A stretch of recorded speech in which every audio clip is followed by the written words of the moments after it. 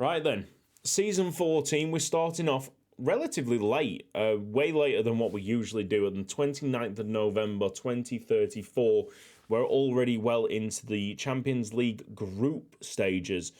And we had Ferrol Constanta as our Champions League playoff round tie, which was quite an easy draw for us. Even though we drew the first leg, we ran out very comfortable winners of the second leg. Now that could be the excuse that I use, that Ferrol Constanta are not a difficult team to be playing in that round. So I just decided to instead play someone in the group stages for some more entertainment. That could be the excuse. That was not actually what happened. I just blatantly ignored it. I was too engrossed in the game, and once I realised that we'd actually qualified for the group stages, I was like, I should have recorded that. I'll record one of the group stage games as well instead. So, the best group stage game that I could think of is the newly expanded stadium of Titus Pétange, hosting now 14-time Champions League winners Liverpool, if I'm right in that. 14 times.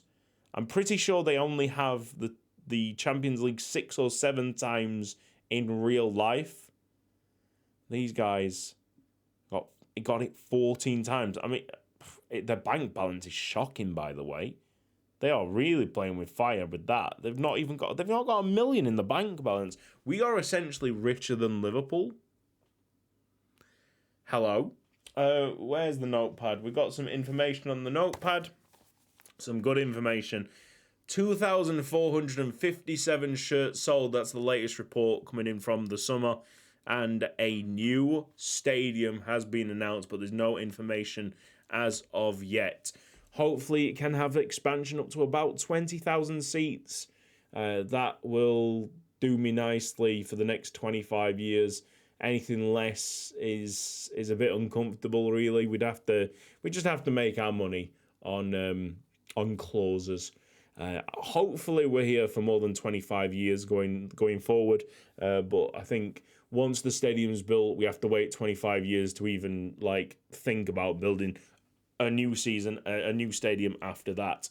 As for its name, I don't know. I might let this one run. I don't think there has been a particular player in the save that has been worthy enough of a name of a stadium yet. We'll try and not make it dull. I might pick a place in Pétange, like a park or something, that will take over, so the name's not just the Titus Pétange Stadium. Right then, last time we were talking in an episode, it ended about the 6th of May when we lost to Pétange right at the end of the season. Still stings, still absolutely stings. So let's have a look at the transfers since then. There's been a lot of transfer history, a lot of transfer activity, and most of it good. Most of it, a lot of it very good. Okay, we got a Maori. We should have seen this. You should have seen this from the last episode. A Maori came in, the Brazilian. 5-star potential here? Yeah, he's still holding on to that 5-star potential, even though he's 21. Interesting stuff. Alberto Bilbao only has the 4-star potential, out on loan at the moment. Good news about this season, we've got a lot of players out on loan. Tim Meyer came in from Bayern Munich, and it was a relatively cheap deal there at 1.4 million. You can see we're just ramping up the spending. Kevin O'Halloran, what a player we have found. Little pulled hamstring injury right there, but look at that. The arrow, the little wheel is pointing to the dark green in attacking. Already at such a young age, 19 years old. Can he become a superstar for us? Another potential superstar is out at Zeller at the moment, Brian Lefinier. It's very, very close. And he's scoring goals for fun for Ed Zeller. 14 goals in 11 appearances. So O'Halloran was 5 million. Lefebvre is 6 million. Then we go to Mamour Kante, who's a 4-star potential player in the under-23s. Currently out on loan. A relatively cheap deal there at £875,000. Renato comes in from Brazil to try and fill in the Espindola role. A different player to Espindola, more of a wing-back type, so he's going to have to learn how to defend and learn how to defend quickly. We have definitely been a little bit shaky at the start of this season, drawing games that we should have been winning in the league, but good news is that we're still top of the league. Jeunesse d'Esch also slipping up. Shout-outs to Jeunesse d'Esch, actually. I want to give them credit for the first time in ages. They also made the Champions League group stage, which is not actually a good thing for us in the long run, because they're going to get money because they're in the Champions League group stage. But it is nice to see them in the Champions League group stage. It does help our coefficients along. Let's put it that way. Agile is a nice little signing at £10,000, and he is really consistent. Recently, he's been excellent for us. 3 assists, 3 goals, average rating of 8.3. Mate, if he turns into more than just a quick profit, £10,000, that's probably the best £10,000 that I've spent. Rob Brain. Now then, he steals craniums for a living. Rob Brain comes in from QPR. What a great wheel. 6'1". I mean, I've signed a lot of superstar players from illustrious teams in the past. Yal Doubts came from Ajax. Mark Latham comes from Manchester United. And Rob Brain from QPR doesn't have the same ring, but I do have that sense. I do have that sense with this player. Watch this space. Pedro Garrido is another nice find at the 5-star mark. He is only a £3.1 million signing. A player that has been playing a lot for us this season, a surprising amount. Pavel Prikriel. Okay. Yeah, man's been playing a lot for us. 3.6 million, 4.3 with additionals. And then we go to Tamás Fejes, who is a 4.5-star Hungarian midfielder who is playing for Vasas at the moment. Oh, it's glorious. We got him signed up from Molfehavar. The names, it gives me a lot of memories of Hungary. Yannick Mukam. Mukam. It's like a cow. Mukam. Ugh. You strap a GoPro to a bovine. It's a Mukam. Ugh. Bovine is a cow, isn't it? Cows and bulls. That family of animals. Potential of 4 stars. Czech player, I think. Coming in from Sparta Prague, 1.1 million. If it doesn't turn out right, that's absolutely fine. I think we can make profits now off these players that we're just signing for £1 million. And then Martin Ferreira, same situation, 4-star potential. 4-star potential now, I'm thinking of players like 140 potential ability. This is just an estimation. It would be a guess. All these came in the space of a month. That was really, really quick action by me, spending all the money. For the outward going players, early loans for Kevin O'Halloran. He goes to Pexuola, Fouad Jadran, Tetawan, and Lefebvre to Etzela. All right, talking about this year, more loans. Let's get the outgoing players first, because that would be easier to understand. Predrag Svetlicic went to Porto for 2.5 million. I think it was just straight 2.5 million. Oh, no, it's not. No, it's not, because if we go on to the transfers, there is a 40% selling clause, so that's pretty good. We can sell it for 1 point-ish million. I don't know. I won't be selling it right now. He's definitely going to grow a little bit. Elkin Buelvas was the ongoing transfer saga in the summer and eventually made the move to Porto for £10 million plus 40% of next transfer coming into the club. And Ernesto Espino was a surprise sale at £7.5 million, making a significant profit on him, on a player that wasn't playing first team football. He had dropped to 4.5-star potential. Now he's back up to 5-star potential. We're going to see how that plays out, see if it was a good or bad decision. Just judging by the fact that this guy is 20 years old and we've got younger players with better wheels, it was probably the right call. Couple of frees. Not happy at the contract expiring on Sandro Venarde. I've got myself and only myself to blame. I should have signed him up to a few more years, but Jeunesse d'Esch have claimed him for now. I'm going to keep a track of his progress, and if he turns into a decent player, we'll get him back because he's one of ours. Came through our academy. Means that he's quite special for now anyway. I mean, like, the rate that we're pumping them out, eventually they won't become that special. We are actually good producers of talent. Alejandro Gutierrez, who has been like hovering around the reserves for a few years, he goes to Jeunesse d'Esch. I'm not actually that fussed about him going. Luis Sayers, one of our youth academy players, out on loan to Etzella. Then a whole list of loans here you can see, all the way down to Tamash Fayash. And then we got Bilbao and Sani Sanusi. So not that many big sales. We sort out by fees. You see them three, and then the 2 frees, and then everybody else is out on loan. So we got a lot of players, maybe not covering that much wages, just getting valuable game time. Probably the best of the ones that I haven't shown you right now. I know that Kevin Smeets is definitely doing really well at NAC at the moment. So, yeah, there's Kevin Smeets. Let's show you that transfer, because I'm pretty sure he's here. Yeah, Kevin Smeets here, £8 million.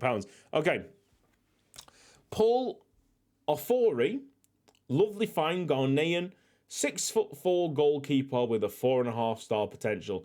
Really nice wheel, not that eccentric, and he's out on loan at the moment. I do believe he's training very nicely, going up significantly on aerial reach, one-on-ones, throwing at this moment in time.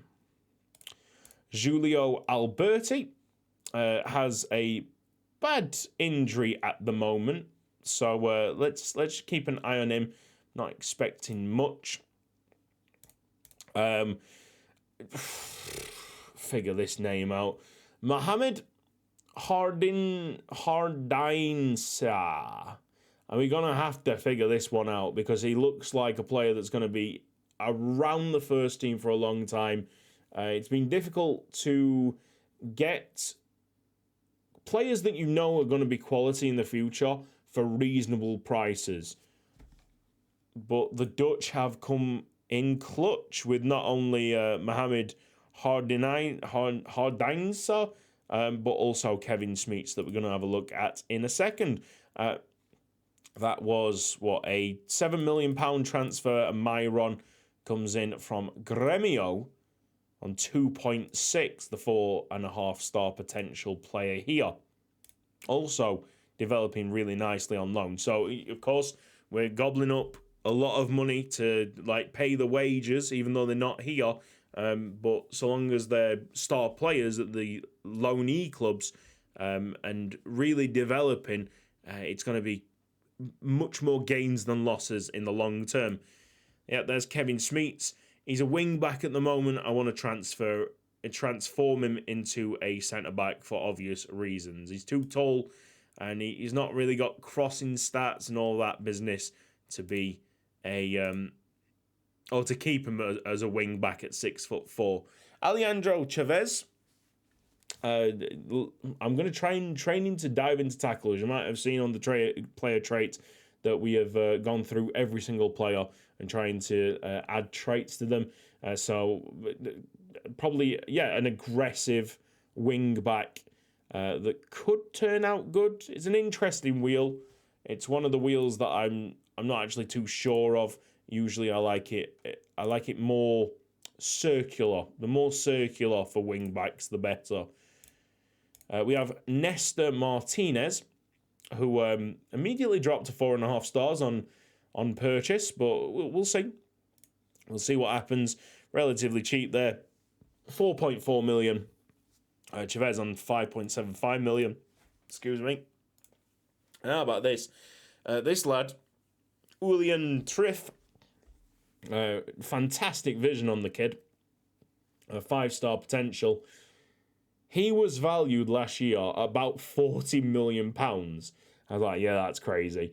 Never in a million years thought we were going to sign him up. And then his former club, it was Hanover, decided to cut his valuation a lot in the summer to a point where we could actually sign him up for 5.75 million. And he looks like a really decent player, doesn't he? With serious vision. So thank you ever so much, Hanover. Final signing is Nicholas Cruz, this 4-star potential player, 5'9". Looking good. Great wheel to say that he's only 18 years old, but obviously he's not got the. He doesn't look like he's got the ceiling as others. It looks like he's going to be a bit limited in the talent that he can squeeze out. All right, because he has been playing so consistently, I'm going to put Agil on the left. He was fantastic against Dortmund earlier. That claimed as a draw away from home, I think. Just have a little check on this. It was a draw away from home. Da-be-da-be-da. There it is. Yep, Agil in the 88th minute. And we had 3 key highlights together, and they were all made and created and happened through Agil, essentially. £10,000 drop in the ocean could find us an amazing Syrian winger. Let's take a look. I think this year definitely is the year that we've gone from group stage to a knockout team. I even said, kind of stuck my neck out on the Discord call that I've just had, that by 2040, I reckon that we could potentially win the Champions League. It's been that sort of transfer window for us. I think we've done it well.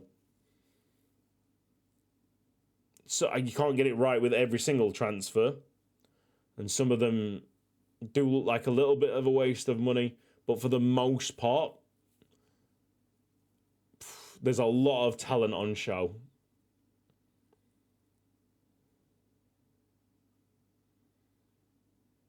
And for the most part, we've bought low and sold high, kind of. Question mark. We've also used the purchasing power of the clauses that we've sold on. We have sold one of the clauses, actually. I'll go back to that. Haaland sticks it to the opposite corner of the goalkeeper. Adrovic was fantastic against Liverpool away from home. I'd say he's only like 18 years old and he's just come out of the youth academy. And he's not even the best keeper in Luxembourg. He's not even close to being the best keeper in Luxembourg. The performance that he put in, he conceded 6, but like the stats, I'm pretty sure he was on like a 7.5. He was the best player for us by a country mile. Looks like we're sinking without a trace here. Hopefully we can get a couple of consolation goals like we did at Anfield. Pretty sure we actually took the lead at Anfield. Could envisage me on the touchline as we taken the lead, giving it big ones to the Liverpool supporters. Unfortunately, I'm pretty sure there was a Insta highlight that Liverpool equalised from. So the celebrations would have been very quick. Haaland looked offside. Eventually, hopefully, they'll disallow this goal. Pretty sure he was passed. Okay, it's 3-0. The number 30, the number 37, unfortunately, a couple of yards behind, and it still looked from that slow motion replay like he just stepped a bit in front. Looked offside to me. No, Liverpool have really come firing today, haven't they? Jesus Christ. Well, at least it's quick. With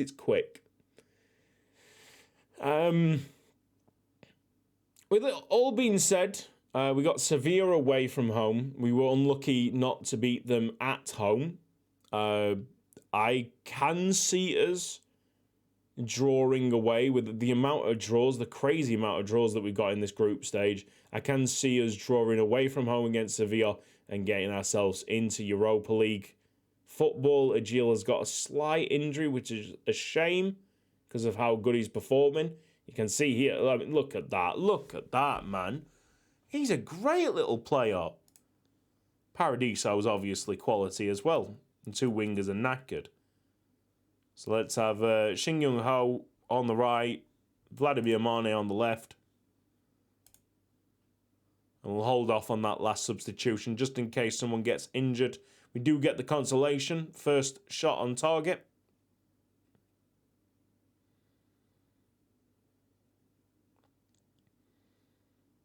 Dodig's been playing more games. Well, I kind of promised that to him. He scored a banger of a free kick. Good memory, Curtis. I've got to go back and find that free kick now. What a goal it is. It is well worth looking at, waiting for the replay. Martinez, Ardovic with Adrovic, should I say. Adrovic with not the most convincing save. Renato on the far side with the throw-in. Vladimir Mane completely outnumbered. Definitely onside. Clipping the outside of the post. Just going to hit Erling Haaland. I mean, I think you might expect it. But this wheel is crazy for a 34-year-old. The stats are just so stupid. Kind of good for a point because, it means that by the age of 30 or 32, you're looking to sell players like I did with Yel Doubts, but I think you can extend it a couple more seasons now. If they hold on to the physicality like Erling Haaland is doing. I wonder if Espindola's playing for Liverpool today. Seems to have slipped in really nicely. Brain and Busman didn't have good games. Apparently, this lad, it just so happens that it's the most difficult one to say. Mohamed Hardainsiyah. I've got it. Mohamed Hardainsiyah was the man of the match for our team. So congratulations to you. Look, we got a consolation goal. We must have said something really bad in the dressing room. There's a little transfer offer for, how about this lad, right? Okay, I know he's a mercenary, but he's a 5-star potential player for so cheap. Maybe not Syrian winger cheap, but Belarusian right midfielder. Can't cross though. I'll have to see how we work with that. We'll reject. Don't need to do that at this moment in time. So it's just all about trying to get a result at Sevilla. And if we can draw or win, we're into the Europa League. Don't think we'll get to the later stage of the Europa League because team bonding has been slow this season. I think it's going to be very, very close in the BGL League between us and Jeunesse d'Esch. Jeunesse d'Esch at one stage could have been going up to 6 points clear, but they have slipped up as well. Lots of draws. No one's lost, though, interestingly. And let's try and find this Dodig goal. It's got to be the one at 63rd minute against Racing Luxembourg. I know for a fact that I watched this game You're just got to see this free kick, lads. You've just got to see this free kick. It's a glorious, glorious free kick. You can't place it any better. Very important moment for us. And then Agil just doing what he seems to be doing very regularly in a Titus Pétange shirt. That's a great finish.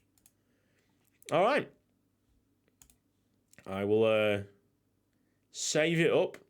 I start negotiating with Leonid Perov. No, I will not. We've got one more thing to do. As it's grown a custom every single first episode, we just flick through the first team so you can get a reference to how players are growing. Your old guys most of the time, just seeing how they're developing, because we touch upon the transferred players in.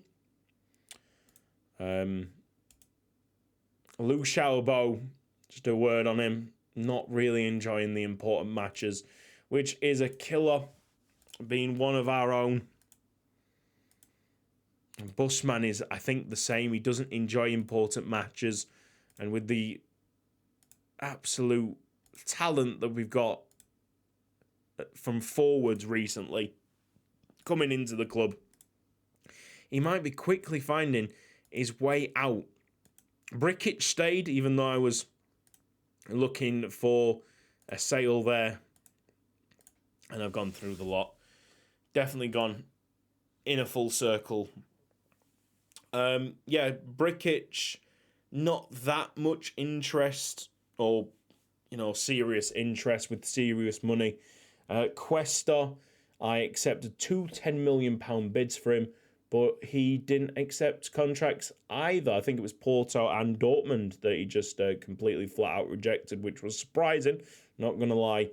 And Busman, I kind of want £20 million for, so that might take a little while for someone to cough up that money. Right then, it's tired, I'm late, and I'm going to bed. Night.